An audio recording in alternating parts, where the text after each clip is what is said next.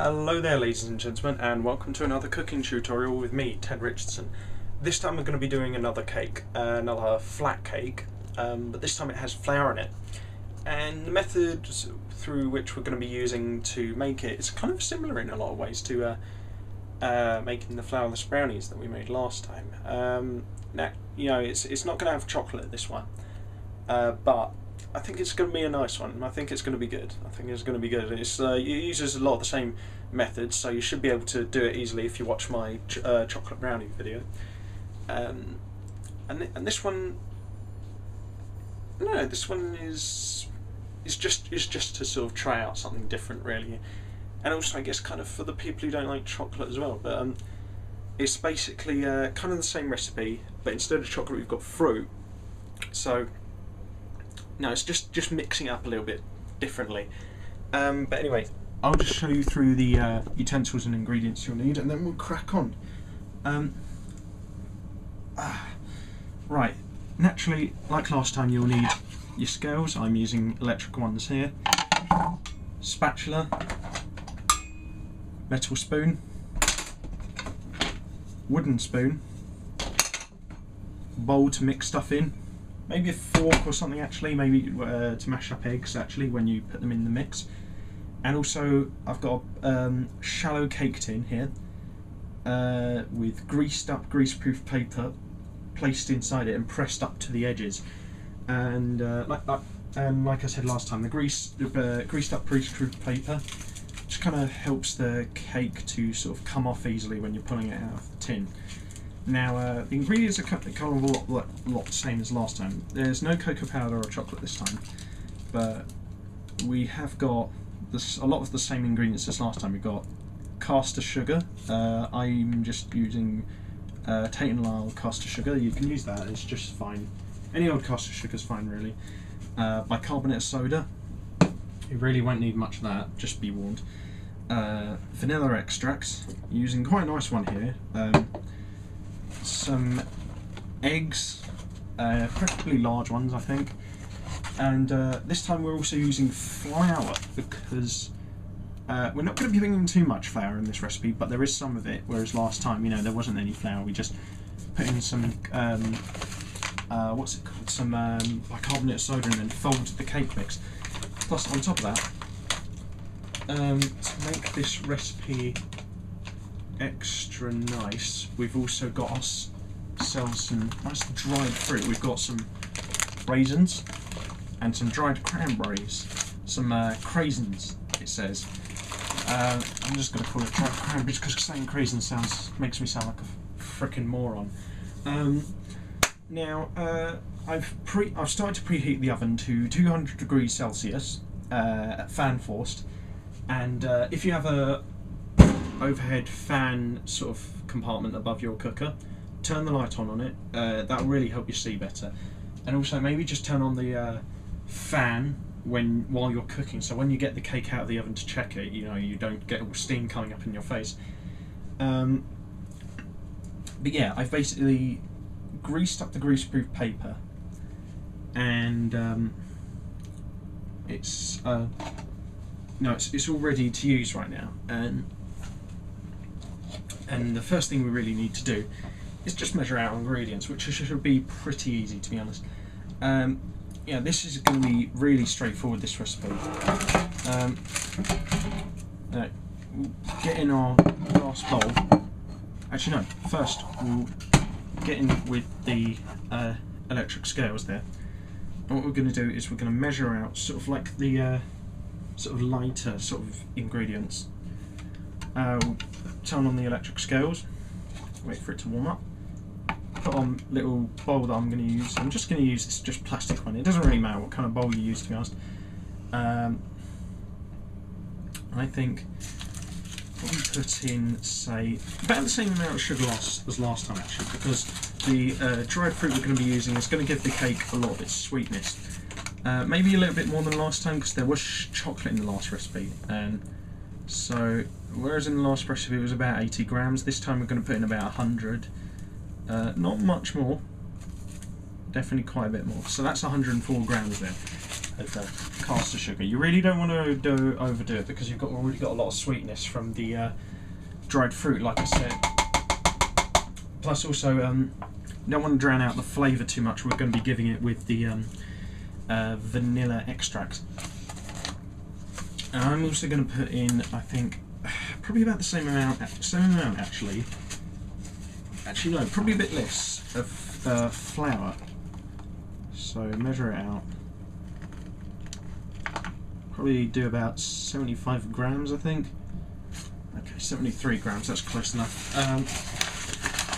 Because this isn't a huge sort of cake tin I'm using, and it's also, again, like last time, the cake tin is quite shallow really, so you don't want to overdo it too much. Otherwise, your cake will become quite dry really, and then you'll just create a whole lot of heartbreak. I think. Oh, where's the bloody sieve? Bloody hell. I'm just going to have to use this tiny ass thing. Try to get it as sort of big as a sieve as you can, and basically you just sort of sift it like that, pour it into the sieve, shake it around so it breaks up the clumps of flour into the bowl, and that's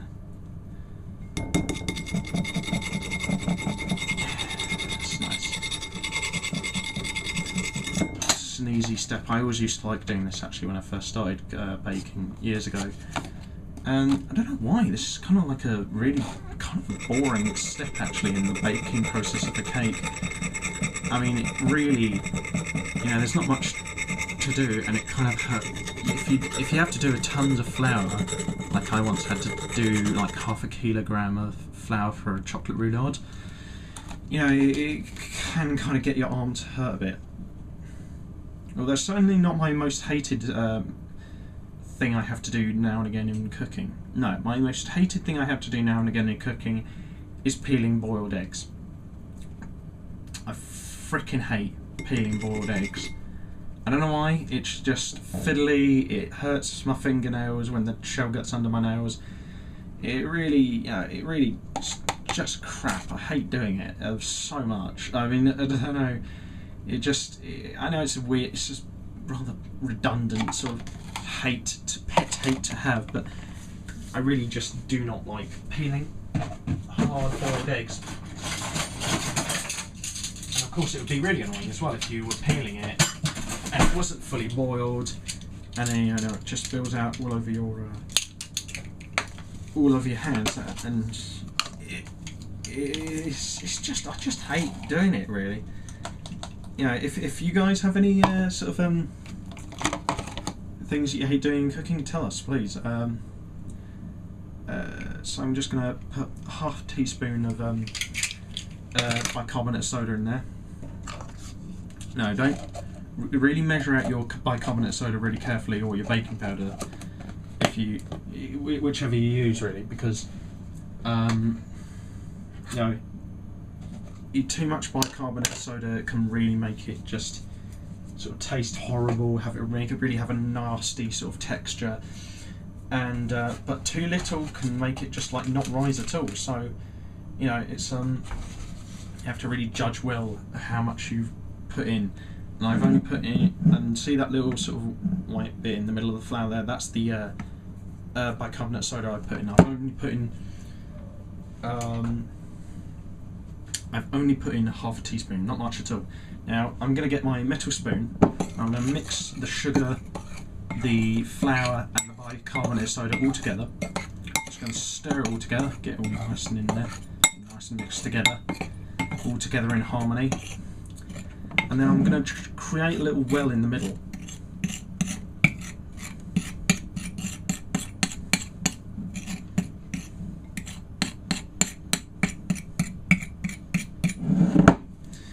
And you'll see why I do that in a bit. I think it just kind of makes it easier for me personally to mix in the more sort of like liquidy sort of ingredients like the egg and the vanilla extract. And like last time, we're only going to be using 2 eggs, not many at all, because too many eggs will make it just like too sort of sloppy, too liquidated. You know, sort of like eggs in terms of eggs like sort of bicarbonate soda. I find they're a little bit of a sort of double-edged sword in terms of baking. Like, you know, too little can really do you in, too much can just make everything go to pot. So I'm just using two free-range eggs. I think they're large ones. I'm just going to beat them up in this jug here with a fork, and just get that until all the sort of it's all like yellow, so it's all like the yolk and the white are all mashed up together, and then you sort of you get the egg mix, and you pour that into the middle.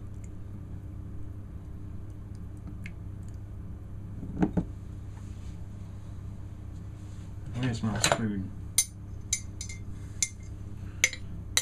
Scrape out any last bits you might have in there. Waste not, want not, as they say.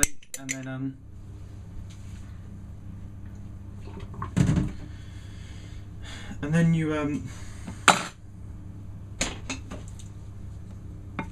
then you get your wooden spoon and you just start to fold that in together. Fold it all in together. You see, the egg is nicely sort of moistening it all up, but it's also bringing it all together quite well. It is now truly one. It is one with the Force. Oh, that was a crap reference. Oh man, that's looking good. Yeah, and just get really sort of folded in. You know, like last time, it brings just a bit of extra air into it.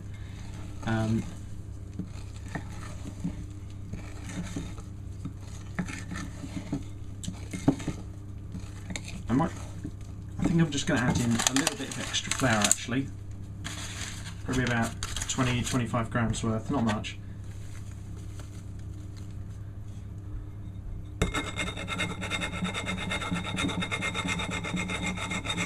I'm not going to want to fold it as much this time,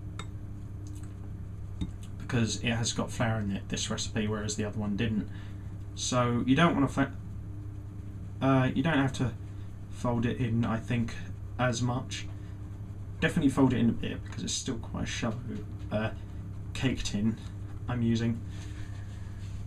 And you know, it's kind of funny, you'd be asking yourself, why is Ted making another flat cake? Well, the thing is, I'm making this flat cake because it's a nice convenient thing to have around the house. It's a good sort of thing to, you know, just sort of quickly take a square off from like the box, where you're sort of keeping it fresh in the cupboard or the fridge, no matter.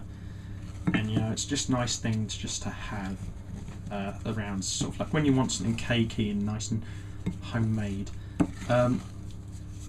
It's probably quite a good sort of lunchbox thing, I'd imagine, as well, actually, thinking about it. Okay, so we've got about 100 grams of flour, 100 grams of caster sugar, about half a teaspoon of bicarbonate of soda in there, and now we're going to add in a little extra something else. We're going to be adding in our vanilla extract, and it's just going to give it a nice little bit of extra flavour. And so I'm going to put in about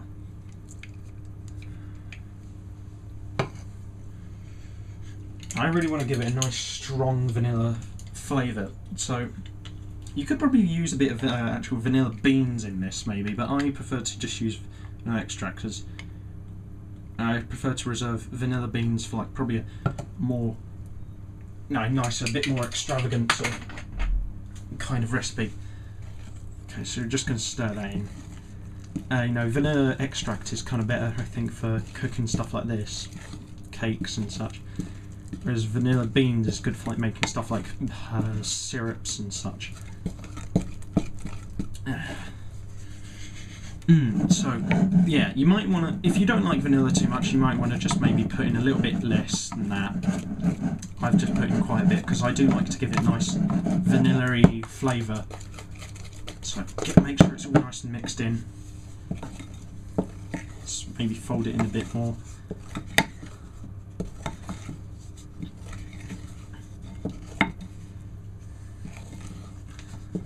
So you see, it's nice. It's got a nice sort of syrupy texture there. Okay, yeah, that's tasting good. I basically put in there about 1.5 to 1 3/4 tablespoons of vanilla extract. I really don't want to put in too much more than that, because otherwise, you know, you probably overpower every other flavour that's in it. And while vanilla is a nice sort of flavouring, I think you don't want to go too crazy on it, to be honest. Okay, so now we're going to be adding the creme de la creme of this recipe. We're going to be adding the dried fruit, the stuff that's going to give this thing its heart. So we're going to put in a nice handful of raisins there. Maybe just a little bit, spank more. And then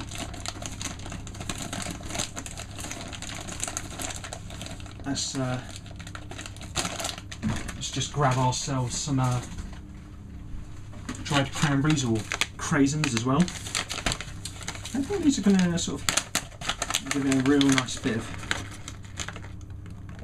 edge, real nice sharpness, which is going to contrast quite nicely against the flavour of the vanilla. And I've put about 2 handfuls of dried cranberries in there and about 1.5 handfuls of raisins in there. Maybe put in slightly more cranberries than raisins. You might want to put in some other kinds of dried fruit if you really want to as well. Like dried papaya might be quite nice.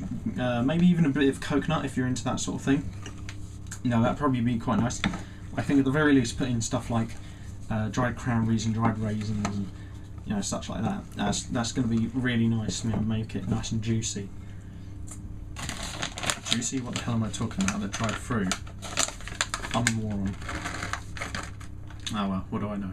So I'm just going to put in a little bit more cranberries actually, because I'm really liking these things. I actually had them in my porridge this morning and oh man, that was nice. That was really, really good. I've just tasted a little bit of the mix actually. It's tasting really nice. Yeah, like I said, there's not many ingredients involved in this recipe. It's quite simple, to be honest. Okay, so I think we've folded it up nice and proper enough. So now comes the ever important part of pouring it out into the tin and then just spreading it out evenly. So